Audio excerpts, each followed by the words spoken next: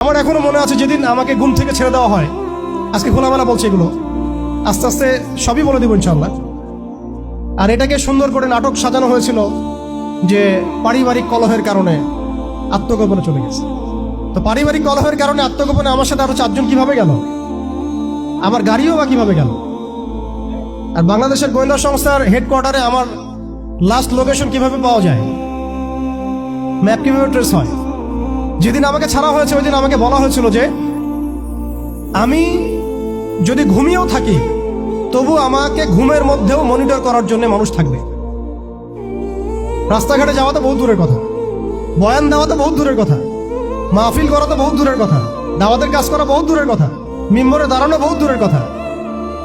তুমি আমাদের চোখের মধ্যে থাকবা যখন তুমি ঘুমের মধ্যে থাকবা। তো এটা আমরা তখন শিখেছি যে মানুষের প্রাইভেট লাইফ বলতে আর কিছু বাকি রাখে নাই তারা। আপনি ফোন নিয়ে যা করতেছেন এভরিথিং তারা মনিটর করতে পারে, এভরিথিং। কাকে মেসেজ করতেছেন, অনেক ভাই তখন আমার সাথে দেখা করতে আসলে আমরা ইগনোর করতাম তার ভালোর জন্যই, বিকজ সে বিপদে পড়বে আমার সাথে দেখা করতে আসলে।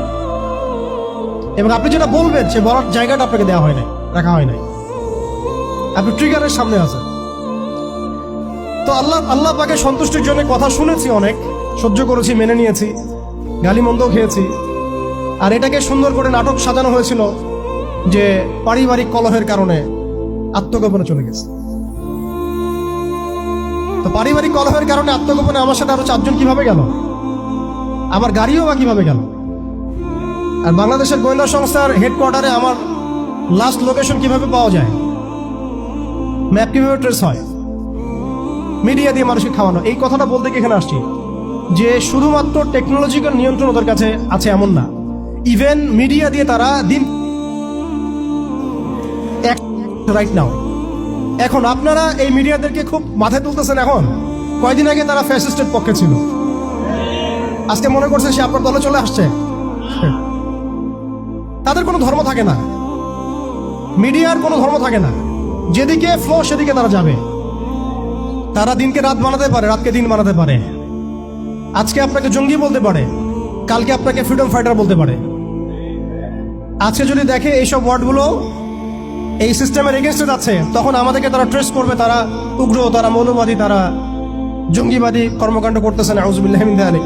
ঠিক আছে, কিন্তু যদি দেখা যায় কালকে তারাই আবার বিজয়ী হয়ে গেছে, তখন তাদেরকে আবার তারা হাইলাইট করবে এবং তাদের পেজগুলো, নিউজ কভারেজগুলো ভরে যাবে।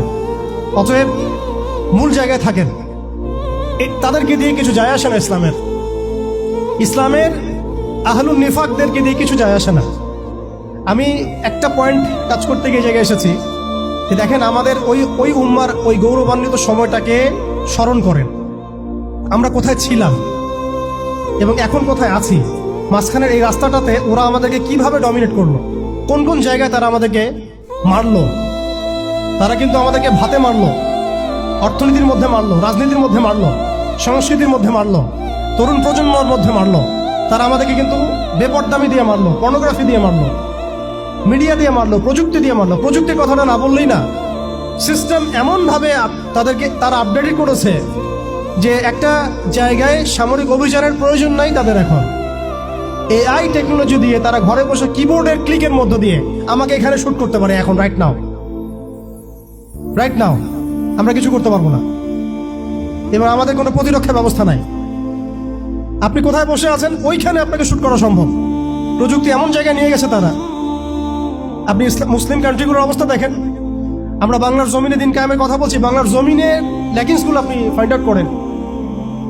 আমাদের কি আকাশ নিরাপদ, সমুদ্র কি নিরাপদ?